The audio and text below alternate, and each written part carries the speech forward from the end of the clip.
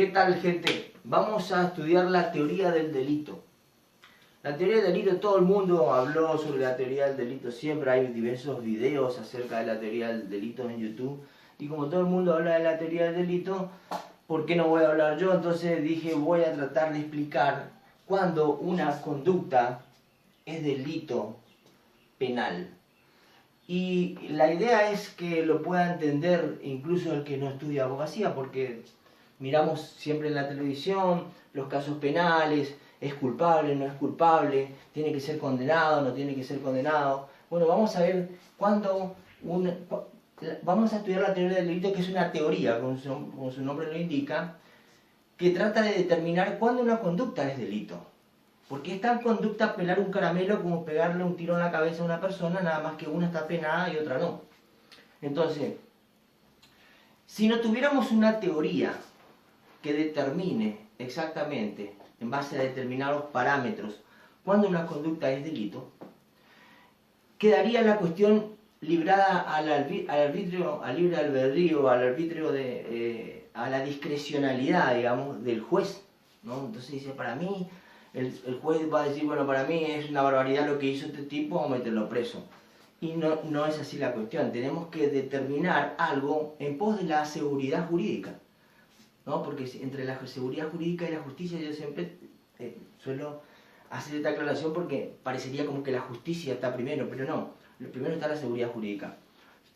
Cuando hay seguridad jurídica todos tenemos reglas fijas a que atenernos, entonces podemos hablar después de hacer o no justicia. Entonces, en aras de la seguridad jurídica se creó una teoría que tiene como 100 años o más, que se denomina la teoría del delito y que trata de determinar cuándo una conducta es delito, como estaba diciendo. Entonces, ¿cuándo una conducta es delito? O sea, ¿qué es un delito? Un delito es una conducta. Un perro no puede cometer un delito. Tiene que ser una persona, porque solo las personas realizan conducta. Entonces, es una conducta. Pero no es solamente una conducta un delito. Es una conducta típica, antijurídica y culpable. O sea, esto de típica, antijurídica y culpable, vamos a ver, tiene su desarrollo, que es bastante extenso. Vamos a tratar de hacer un video básico primero. Después vamos a dividir en otros videos más la continuación de la cuestión, porque se tornaría muy extenso, por cuestiones de tiempo. Bueno, una conducta. ¿Cuándo hay conducta? Conducta hay cuando una persona realiza algo con una finalidad determinada, en plena conciencia de sus actos. Y cuando no hay conducta cuando hay una fuerza física irresistible, cuando hay una falta de conciencia absoluta o un acto reflejo. Esto es muy sencillo. Para determinar si hay conducta, lo que tengo que ver es si existió una fuerza física irresistible, si hay una falta absoluta de conciencia o si hay un acto reflejo. ¿Qué es una fuerza física irresistible? Bueno, su nombre lo indica. Es una fuerza física que no puede resistirse y que nos lleva a realizar algo que genera algún resultado que de manera alguna estuvo en nuestra conciencia y en nuestra finalidad de producirlo. Me empujan contra una vidriera, rompo la vidriera, el ejemplo típico. Si me denuncian por daño, el dueño de la vidriera, bueno, me empujaron. Fue una fuerza física que no pude resistir y me llevó a producir un resultado que no fue querido por mí. Entonces, no hay conducta. No vamos a seguir analizando si es típica, si es antijurídica y si es culpable. Porque acuérdense que tiene que ser típica, antijurídica y culpable. Entonces no hay conducta porque hubo fuerza física irresistible. Chau. No seguimos analizando la cuestión. Ahora, cuando hay falta absoluta de conciencia, guarda acá, esto no significa que esté perturbada la conciencia, o que sea un menor de edad, o que sea una persona... No estamos hablando de la voluntad del derecho civil, ¿no? El que tiene discernimiento, intención y libertad. Ese sería otra cosa. Acá estamos hablando de una pérdida absoluta de conciencia. Por ejemplo, un sonámbulo, una persona que no puede dirigir absolutamente sus actos, ¿no? No estaríamos, un epiléptico en crisis, si comete un resultado dañoso, penalizado en el código, no podemos decir que actuó, no hubo conducta. También quedaría exento de cualquier pena, de cualquier sanción penal, por lo tanto también dejaríamos de seguir analizando si es típica, antijurídica y culpable, porque fue realizada bajo una pérdida absoluta de conciencia, ¿no? Tiene que tener básicamente conciencia. Después están los actos reflejos, ¿no? Que también, cuando por reflejo, si alguien me quema con un cigarrillo, yo muevo la mano y genera un daño, bueno, fue un acto reflejo, no estuvo, yo no tuve dominio del hecho, ¿no? Se suele decir dominio del hecho. Bueno, estas son las cuestiones cuando no se da la conducta y no tenemos que seguir analizando si es típica, antijurídica o culpable. Ahora, supongamos que hay conducta, porque uno actuó en pleno uso de sus facultades mentales, conscientemente, sin que nadie haya ejercido ninguna fuerza irresistible y que no haya sido producto de ningún acto reflejo. Lo quiso hacer, lo hizo, ¿no? Querer es una cosa, desear es otra cosa. Yo puedo desear que fallezca una persona para heredar los bienes, pero no hago nada para que muera. Ahora, yo puedo querer matar a alguien, pero no desear que muera. Si alguien me pone un revólver en la cabeza y me dice, matarlo a fulano, y yo aprieto el gatillo, mucha gente podrá pensar de que yo no quise matar a fulano. Sí, quise matar a fulano. Por eso se movió mi dedo y jaló el gatillo. Lo que no hay es deseo de matar a fulano, ¿no? Entonces, querer es voluntad, querer es moverse, ¿no?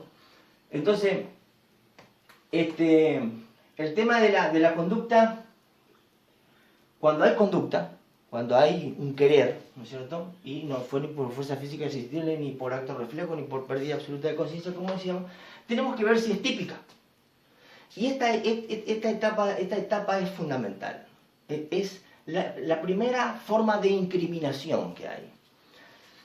¿Qué es el tipo penal? El tipo penal es el instrumento legal mediante el cual se individualiza la conducta prohibida o la conducta debida, ¿no? Acá estamos estudiando, estamos viendo cuándo una conducta es delito o qué es un delito a través de esta teoría estratificada. Ahora, los tipos penales están en la parte especial del código. Sería el tipo de homicidio, por ejemplo, es un tipo doloso, es un tipo de resultado, es un tipo común. Es doloso porque exige intención. Es de resultado porque exige un resultado muerte, un cadáver, ¿no? Será reprimido de 8 a 25 años el que matare a otro. Matare es el verbo que individualiza la conducta prohibida. En realidad, cuando yo cumplo el tipo, lo que violo es la norma, ¿no es cierto? No es que entonces la tipicidad es fundamental. ¿Por qué? Porque es cuando mi conducta encuadra en una de las figuras penales, en robo, homicidio, hurto, secuestro, estafa. Esos son los tipos penales. Cualquier delito que sea, ya sea una estafa, uno como acabo de enumerar, se analiza esto primero, para ver si hay delito. Entonces, si usted quiere saber cuando miran la televisión y están viendo que están haciendo juicio a alguien, tienen que ver si pasó esto. Si se dio esto, si hay una conducta, si es típica, si es antijurídica, si es culpable. Vamos a ver la tipicidad. ¿Cuándo una conducta encuadra en un tipo penal? Por ejemplo, dice el tipo de robo que se considera reprimido de tanto a tanto, o sea, cometerá robo o hurto el que se apodera de una cosa mueble, total, el que se apodera de manera ilegítima de una cosa total o parcialmente ajena, una cosa mueble, total o parcialmente ajena. O será reprimido de 8 a 25 años el que matare a otro. Vamos a tomar el homicidio, que por lo general es como un poco más apasionante por la psique del ser humano, no sé por qué, pero el homicidio atrae. Entonces, hay homicidio cuando alguien mata a otro. Punto. Eso dice el código. Cuando mi conducta encuadra en ese matar a otro, estamos diciendo que mi conducta es típica. Ahora, si nosotros tomamos literalmente el matare, cualquier persona que en los hechos concretos del mundo real mate a otra persona, se le aplicaría la sanción del homicidio. Y esto no es así, porque si yo voy a cazar con mi amigo y si detrás de un árbol me sale un oso, y yo en la creencia de que es un oso le pego un tiro y mato a mi amigo, bueno, ahí tenemos que analizar si realmente yo lo maté. Para la gente normalmente yo lo maté, porque apreté un gatillo, salió la bala y el tipo murió. Ahora, ¿esa muerte entra en el que mataría a otro? ¿Es típica? Bueno, tenemos que hacer dos análisis. Para que una conducta sea típica, tiene que darse un elemento objetivo y un elemento subjetivo. Y esto es archi super mega importante. El elemento objetivo es el resultado. Cuando el tipo es un tipo de resultado, el tipo penal hablo, ¿no? Cuando el tipo penal exige un resultado, bueno, tiene que estar el resultado. Pero para determinar si existe una relación, si existe un tipo objetivo, ¿no? para determinar que se da el elemento objetivo del tipo, de la conducta típica, lo que tengo que ver es si hay una relación de causalidad entre el resultado y la acción que se le imputa al sujeto que cometió la conducta, para ver si es objetivamente típica. Todavía no vamos a hablar del elemento subjetivo, simplemente estamos hablando del elemento objetivo todavía. Hay relación de causalidad entre la acción y el resultado. Esto quiere decir, hay un nexo causal, hay una conectividad entre lo que hizo el sujeto y el resultado, muerte. Bueno, para cualquier persona normal, fuera de una interpretación técnica, porque acá hay que hacer una interpretación técnica, no hay que hacer una interpretación literal. La interpretación literal en los hechos, sí hay una relación de causalidad. Obviamente, disparé a mi amigo murió. Hay una relación de causalidad. Pero entonces, ¿cómo establecemos la relación de causalidad de derecho? Porque lo que nos interesa a nosotros para determinar si existe realmente el elemento objetivo del tipo es si existe una relación de causalidad jurídica, o sea, una relación de causalidad de derecho, no una relación de causalidad de hecho. Porque si yo voy con mi auto en absoluta observancia de la normativa de tránsito vigente y se me cruza un chico detrás de una pelota de manera intempestiva y abrupta y yo atropello y muere el chico, a ver, ¿hubo relación de causalidad entre mi conducta y el resultado muerte? Sí, hubo una relación de causalidad. Si yo no venía por esa calle y el chico no salía, no se hubiera dado la muerte, pero sí se dio porque pero esa es una relación de causalidad fáctica, es de hecho. Ahora, ¿qué tiene que darse para que se produzca una relación de causalidad jurídica, una relación de causalidad de derecho? Tiene que darse el encadenamiento de conductas prohibidas por el derecho. Porque en este caso, del ejemplo del auto, yo voy observando la normativa de tránsito vigente, con todas las señales perfectamente, y atropello al chico porque se me intempestivamente atraviesa en el camino. Acá no hay una relación de causalidad de derecho, porque las conductas que yo vengo realizando son conductas que no están prohibidas por el derecho, no tienen una valoración negativa por el derecho, no son conductas disvaliosas, son conductas que no están prohibidas. Manejar no está prohibido a la velocidad que corresponde, cumpliendo con todas las leyes de tránsito, no está prohibido. Entonces no podemos decir que hay una relación de causalidad. Hay relación de causalidad de derecho entre el resultado de mi conducta cuando las conductas que yo llevo a cabo son prohibidas por el derecho. Ahora, si yo venía en el ejemplo del auto borracho y a 200 km por hora, bueno, ahí hay relación de causalidad. ¿Por qué? Porque estoy encadenando concatenadamente un sinnúmero de conductas que están prohibidas o que están catalogadas como disvaliosas por el derecho y genera el resultado. Entonces ahí sí podemos decir que hay una relación de causalidad entre el resultado y mi conducta. Cuando esas conductas son conductas determinadas como disvaliosas por el derecho o conductas prohibidas, no están permitidas.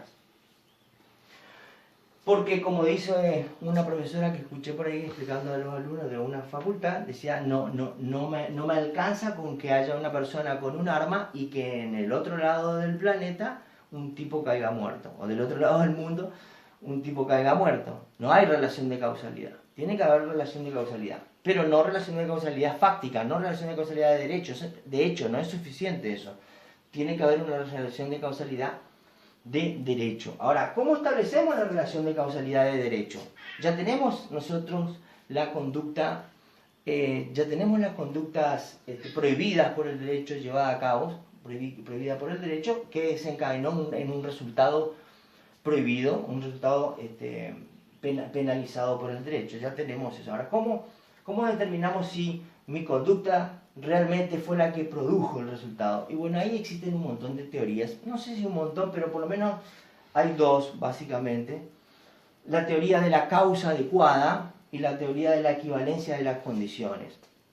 La teoría de la equivalencia de las condiciones, estamos acá, gente, estamos en el elemento objetivo todavía. Todavía no podemos decir si es típica de la conducta porque todavía no analizamos el elemento subjetivo, porque todavía no terminamos de analizar si objetivamente se dio la conducta típica, o si se dio la tipicidad objetiva, digamos. Entonces, ¿cómo hacemos para determinar que mi conducta tiene una relación causal con el resultado? Por ejemplo, mediante la teoría de la equivalencia de las condiciones. La teoría de la equivalencia de las condiciones utiliza un mecanismo, un método para determinar si una determinada conducta es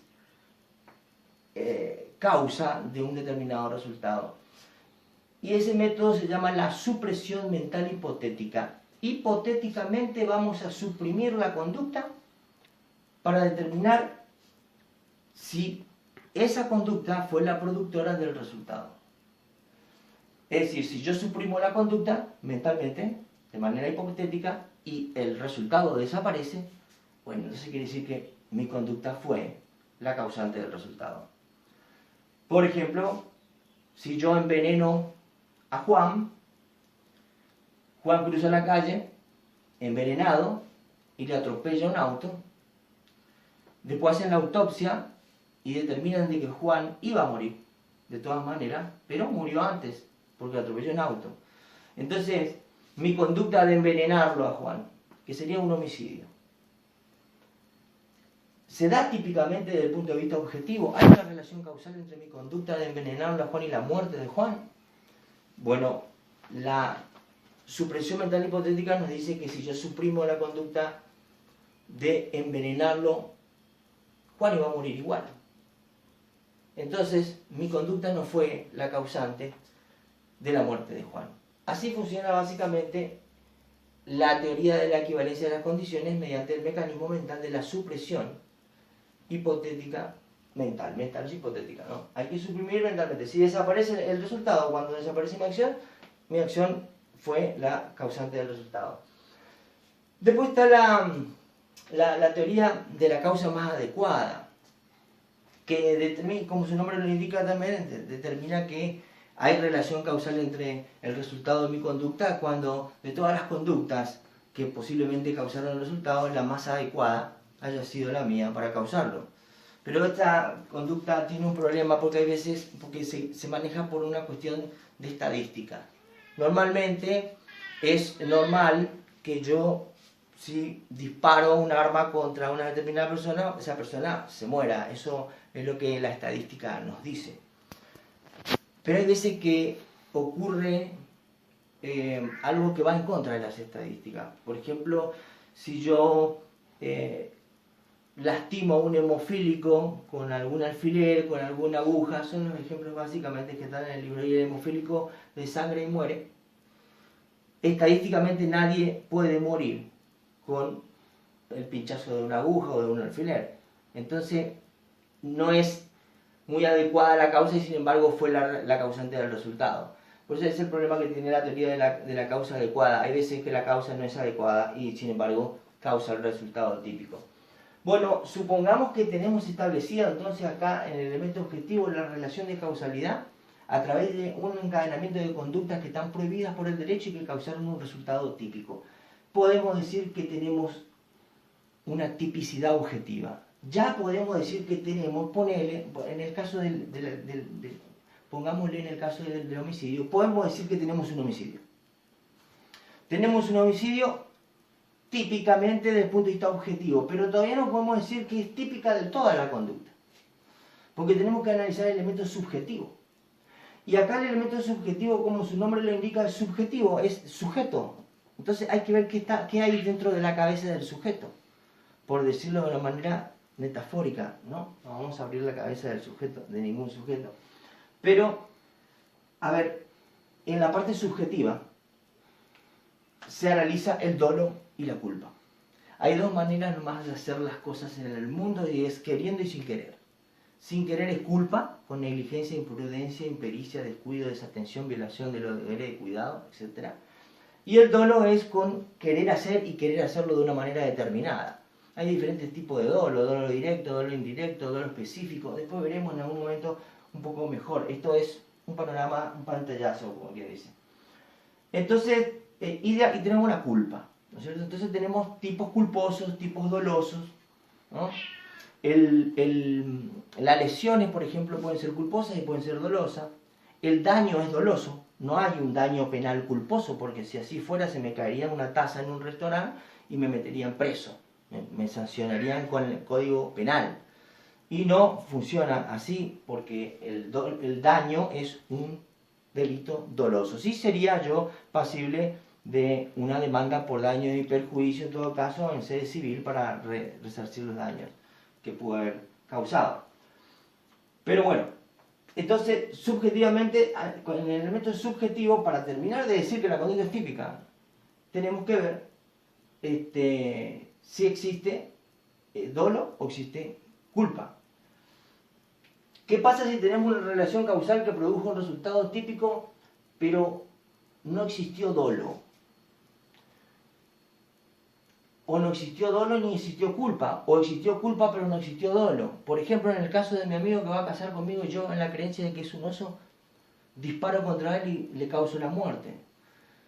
Vamos a analizar, ¿hubo conducta? Sí hubo conducta, porque no fue ningún acto reflejo, no fue nada, no estuvo pérdida de conciencia, nada. Habría que ver si no es un acto reflejo también, pero bueno, pongámosle que hubo conducta. Vamos a ver si es típica, si encuadra en el tipo del homicidio. Bueno, objetivamente, yo creo que objetivamente hay una relación de causalidad, pero subjetivamente, no quise matar a mi amigo. O sea, no se da el dolo que es exigido por el tipo penal del 79 del Código Penal, del homicidio. Entonces la conducta sería atípica. Cuando hay una falta de conciencia, cuando hay una fuerza física irresistible, cuando hay un acto reflejo, no hay conducta, no seguimos analizando. Cuando una conducta no tiene relación de causalidad entre la acción y el resultado, bueno, entonces no hay tipicidad objetiva. Y si ya no hay tipicidad objetiva, no sigo analizando, es atípica. Y si hay tipicidad objetiva, pero subjetivamente no se da el elemento subjetivo, no hay dolo en el caso del homicidio, porque hay que ver qué tipo penal tenemos enfrente para analizar, ¿no es cierto? Si es un tipo doloso, si es un tipo culposo, si es de resultados, si es de pura actividad. Me pongo a ver los diferentes tipos, diferentes clases de tipos penales, ¿no es cierto? No sé si por ahí se mezcla todo, por eso quiero que sigan el pizarrón. Pero si no se da el elemento subjetivo, ya sea porque no existió el dolo, porque yo estaba, por ejemplo, en la creencia de que el arma era de juguete y disparé contra una persona y en realidad era de verdad, hubo casos no hace mucho tiempo así, bueno, pudo haber relación de causalidad, pero no hay dolo, porque hay un error de tipo. Un error de tipo es cuando subjetivamente yo desconozco un elemento del tipo objetivo. Yo desconozco que la pistola era de verdad, yo pensaba que era de juguete, o que era en una obra de teatro, y me ponen un arma de verdad, y yo disparo y causa la muerte del otro actor. Bueno, vamos a analizar si es típica. Bueno, hay una relación de causalidad que causa el resultado típico. Ahora, subjetivamente yo desconocía que el arma era de verdad. Entonces, hay una falta... Hay un desconocimiento de uno de los elementos objetivos. Se llama error de tipo, que después vamos a estudiar más con detalle cada una de las cosas. Entonces sería atípica la conducta, ¿no? Sería atípica la conducta y ya no sigo analizando si es antijurídica o si es culpable. Ahora, si yo tengo una conducta y tengo una conducta típica, porque objetivamente hay una relación de causalidad entre la acción y el resultado, y subjetivamente se da el dolo o la culpa, depende de qué delito tenga enfrente. Yo tengo una conducta típica, tengo ya una conducta y es típica. Ahora tengo que ver si es antijurídica, porque no es suficiente con que sea una conducta típica, tiene que ser antijurídica y tiene que ser culpable. La antijuricidad. ¿Qué es la antijuricidad? Bueno, la antijuricidad no es una cuestión propia del derecho penal, la antijuricidad es una cuestión del derecho, del ordenamiento jurídico positivo en general, digamos. El derecho es un todo orgánico y sistemático de leyes, autosuficiente en sí mismo, que no admite lagunas y que por un lado nos prohíbe cosas y por otro lado nos permite cosas. O sea, a mí el derecho me prohíbe que me quede con una cosa ajena. Pero si yo me quiero ir sin pagar de un hotel, el dueño del hotel tiene derecho a retener mis equipajes, mis efectos, porque se llama derecho de retención y el derecho civil le otorga ese permiso.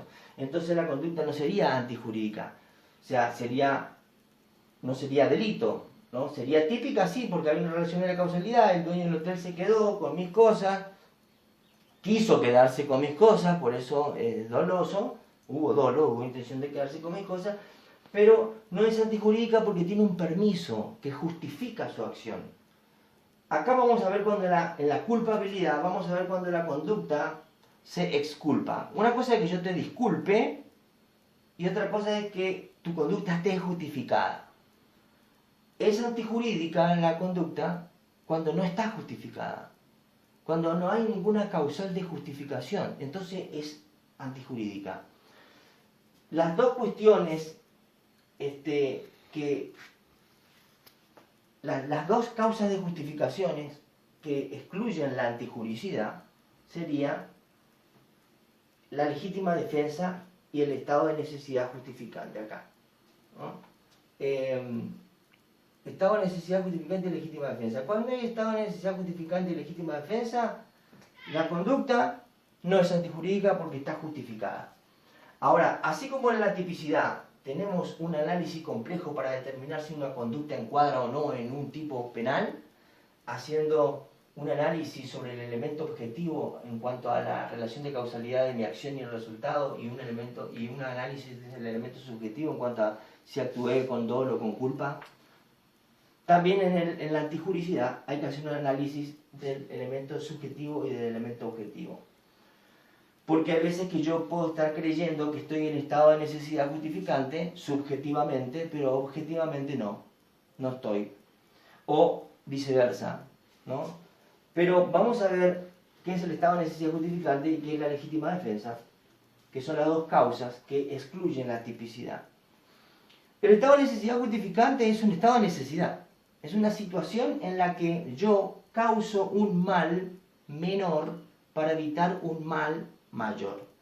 El ejemplo típico, una casa se está incendiando, un chico está adentro, yo voy, rompo el vidrio, entro, saco al chico. ¿Hubo conducta? Sí hubo conducta. ¿Fue típica? Sí fue típica. ¿Por qué? Porque objetivamente hubo una relación de causalidad entre mi acción y el resultado dañoso al romper el vidrio. Subjetivamente se dio el elemento subjetivo del tipo de daño, porque me denuncian por daño el dueño de la casa, por la ventana que rompí. Entonces digo, sí hubo, porque yo agarré un palo y rompí. Ahora, ¿fue antijurídica? Y no fue antijurídica, la conducta está justificada, porque hubo un estado de necesidad justificante, porque yo causé un mal menor para evitar un mal mayor, que era la vida del chico que estaba dentro de la casa a punto de morir quemado, digamos. Entonces, ¿cuáles son los elementos del estado de necesidad justificante? Que sea un mal inminente, que sea un mal mayor para evitar, que sea un mal menor para evitar un mal mayor. Y que yo no me ponga en ese estado de necesidad. Porque si yo vengo a 200 km por hora en una calle donde los chicos salen de la escuela y esquivo un chico y destrozo una casa, o esquivo un chico y atropello o un animal, o causo un daño, ¿hubo conducta? Sí hubo conducta. ¿Fue típica? Sí fue típica. ¿Por qué? Porque yo causé el daño a través de una conducta que no está valorada positivamente por el derecho, venir fuerte en una calle violando las leyes de tránsito, entonces hay una relación de causalidad. En base a la supresión mental hipotética, ¿qué pasaría si yo no venía rápido por la calle? Bueno, no se hubiera causado el daño. Entonces sí hay una relación de causalidad, tenemos la tipicidad objetiva. Subjetivamente, el hombre venía fuerte porque quería venir fuerte, no estaba en su sano juicio y lo hizo subjetivamente. Hay un dolo, ¿no es cierto? Ahora, estado de necesidad justificante para ver si su conducta es antijurídica o no. ¿Está justificada? ¿Hay un estado de necesidad justificante? ¿Hay un mal inminente? Está un chico y va a morir. Entonces, volanteo el auto y causo otro daño. Puede ser que haya un estado de necesidad justificante, pero ¿qué pasa? Yo me puse en ese estado. Yo me puse en el estado, entonces no procedería la causal de justificación y mi conducta sí sería antijurídica. Después está la legítima defensa, que es otra de las causales que excluye la antijuricidad. Bueno, la legítima defensa tiene los siguientes elementos. Después vamos a ver las teorías acerca de que tratan de explicar un poco cada uno de los elementos que componen la legítima defensa, pero la legítima defensa es una defensa legítima. Cuando hay legítima defensa, entonces tiene que haber básicamente una agresión ilegítima, una falta de provocación suficiente. Yo no tuve que haber empezado para después decir que para después alegar que mi defensa fue legítima. Tiene que ser un momento presente. Tiene que ser en el mismo momento en el que me agrede yo defenderme. Y bueno, esos son los elementos que tiene que haber, ¿no es cierto? Falta de provocación suficiente, una situación presente y una agresión ilegítima. Cada una de estos elementos que componen la legítima defensa tiene sus teorías que después vamos a ver porque es profunda la historia cuando es provocación suficiente, porque la provocación tiene que ser suficiente. Ahora, ¿qué se entiende por suficiente? Bueno, ahí hay teorías, la teoría de la previsibilidad, cuando yo provoco a alguien y es previsible que pueda reaccionar, la provocación se considera suficiente. Pero después hay una serie de disquisiciones acerca de la cuestión de la suficiencia o no de la provocación. Bueno, y estas son las causales que excluyen la antijuricidad, que de darse la conducta no sería antijurídica porque estaría justificada. Entonces hay conducta, es típica, pero no es antijurídica porque hay un estado de necesidad justificante, como ya dijimos en qué consistía, o porque hay una legítima defensa. Ahora, si es la conducta, y entonces ya nos seguimos analizando si es culpable, pero acá hay algo que hay que tener en cuenta. Si hay una conducta que es típica y es antijurídica, con esto ya tenemos un injusto penal. Tenemos un injusto penal. Vamos a poner acá injusto penal. Acá tenemos un injusto penal. Conducta típica y antijurídica es un injusto penal. No es culpable, todavía no podemos aplicar el Código Penal, todavía no podemos sancionar con una pena penal, digamos. ¿Por qué? Porque no es culpable todavía. ¿Qué es la culpabilidad? La culpabilidad es cuando el derecho a mí me reprocha el injusto. Cuando el derecho a mí me dice, pudiste haber actuado de otra manera y no lo hiciste. Ahora, cuando yo no pude haber actuado de otra manera, porque era la única manera de actuar, yo no soy culpable. Se me disculpa, se me exculpa. En base a dos cuestiones, básicamente, se excluye la culpabilidad. Sería el estado de necesidad exculpante, que después vamos a ver la diferencia con el estado de necesidad justificante, que está en la antijuricidad. El estado de necesidad exculpante está en la culpabilidad. Y el error de prohibición, que puede ser por error de prohibición directo o un error de prohibición indirecto. Bueno, el error de prohibición, como su nombre lo indica, es un error sobre la prohibición. O sea, yo no sabía que estaba prohibido. Viene una persona de otro país desconociendo de que determinada cuestión constituye un delito en esta civilización y bueno, entonces puede haber conducta, puede ser típica, puede ser antijurídica, pero no va a ser culpable porque no sabía que estaba prohibido. O está el que sabe que está prohibido, pero que está parado en la creencia de que tiene un permiso para hacerlo. Por ejemplo, Juan le alquila la casa a Pedro, Pedro se va de vacaciones, entonces Juan se entera, se acuerda que se olvidó su radio. Y tiene un juego de llaves, va y entra, saca su radio, cierra la puerta y se manda a mudar. Cuando vuelve el inquilino, se percata de lo sucedido por comentarios y va y lo denuncia al dueño de la casa por violación de domicilio. Entonces, ¿hay conducta? Sí hay conducta porque no actuó ni bajo una fuerza de física irresistible, no actuó por reflejo, estaba en plena conciencia. Es típica, sí, porque causó una relación, se da una relación de causalidad entre el resultado, ¿no es cierto?, y la acción. Quiso entrar, también se da el elemento subjetivo, entonces es típica la conducta.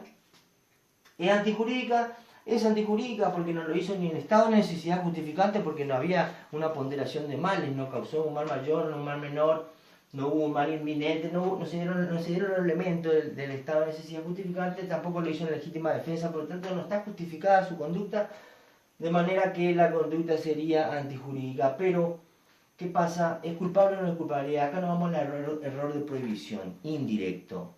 Él sabía, o por lo menos todo el mundo sabe, que cuando alquila una casa ya no puede entrar. Está el inquilino viviendo ahí. Pero como él tenía la intención simplemente de sacar una radio que era suya, sin romper nada, sin hacer absolutamente nada, creyó que tenía como una especie de permiso de poder hacerlo, pero no puede hacerlo. Entonces, excluye la culpabilidad como si no es culpable por un error de prohibición indirecto. No vamos a caer con el código penal sobre el hombre a condenarlo por una violación de domicilio cuando su injusto, porque la conducta típica antijurídica es un injusto, está de alguna manera disculpado. No es culpable porque quedó incurso, su conducta su injusto quedó incurso en un error de prohibición indirecto. Y el estado de necesidad exculpante es cuando acá no hay una ponderación de males. O sea, los bienes jurídicos que están en cuestión ante un peligro inminente son iguales. El ejemplo típico es cuando dos náufragos pelean por una misma tabla que los lleve a la orilla, y uno se queda con la tabla y el otro se ahoga. O sea, hubo una conducta típica antijurídica, pero no es culpable porque no podemos reprocharle a una persona que se está por ahogar que pudo actuar de otra manera y no lo hizo. No pudo actuar de otra manera. Podía haber sido cualquiera de los dos el que se ahogó en un estado de desesperación. Era uno o era el otro. O sea, no es un estado, no está justificada su conducta. La conducta está exculpada. Bueno, básicamente esto. Después hay un sinfín de teorías acá en medio de la tipicidad, como de la antijuricidad, como de la culpabilidad, en cuanto a la determinación de cada uno de los elementos que componen las causales de justificaciones, como el estado de necesidad justificante, la legítima defensa, y también en la culpabilidad la necesidad, el estado de necesidad exculpante, así como también el error de prohibición directa y indirecta. Tienen teorías. Pero básicamente esta es la teoría del delito en la que uno estratificadamente tiene que determinar cuándo hay conducta, cuándo es típica, cuándo es antijurídica, cuándo es culpable, para determinar, para poder decir que hay delito penal. Hay delito penal cuando hay una conducta, cuando es típica, cuando es antijurídica, cuando es culpable. Este análisis siempre hay que hacer teniendo en cuenta el tipo penal que tenemos enfrente. Si tenemos un homicidio, tenemos un tipo de resultado, un tipo doloso, un tipo común. Doloso porque exige dolo, de resultado porque exige un resultado, una modificación en el mundo real. Es común porque lo puede llevar a cabo cualquiera, porque hay delitos que no son comunes. Malversación de caudales, por violación de los deberes de funcionario público, no es un delito común, tenés que ser un funcionario público para poder cometer ese delito. Pero homicidio puede cometer cualquiera, entonces es un delito común, es un tipo común. Son las características del tipo de homicidio las que estoy dando, y así cada uno de los tipos penales tendrá su característica. Una vez que determinamos qué característica tiene el tipo penal que tenemos enfrente para analizar, vemos si hubo conducta, si hubo acción, o con algunos dicen acción o conducta, si es antijurídica, si es típica, si es antijurídica y si es culpable. Lo más importante es la tipicidad. Todo es importante, pero la primera incriminación es que te digan tu conducta encuadra, típicamente encuadra en una figura penal. Si encuadra en una figura penal, tu conducta es típica. Para eso tendría que haberse dado el análisis del elemento objetivo y del elemento subjetivo. Ahí tenemos una conducta típica completamente. Porque si solamente se da el elemento objetivo, tenemos una conducta típica desde el punto de vista causal. Pero para determinar que hay una tipicidad completa, tenemos que hacer un análisis complejo, se llama. ¿Por qué? Porque también tenemos que analizar la parte subjetiva. Que este análisis complejo es al que arriba, o el que trae la teoría finalista, ¿no? Los garantistas. Los causalistas decían, bueno, la conducta es típica mientras se dé la relación de causalidad, ¿no? Tu conducta causó el resultado, listo, ya es típica. Pero los finalistas dijeron, no, para un momento, vamos a analizar qué pasó en la cabeza del sujeto.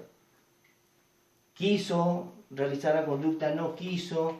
¿Desconocía algún elemento del tipo objetivo? Entonces, si acá para los finalistas no se da alguno de estos elementos, ya sea objetivo o subjetivo, el análisis se detiene y ya no seguimos analizando si es antijurídica y culpable. Nada, esto, gente, delito penal, conducta típica, antijurídica y culpable.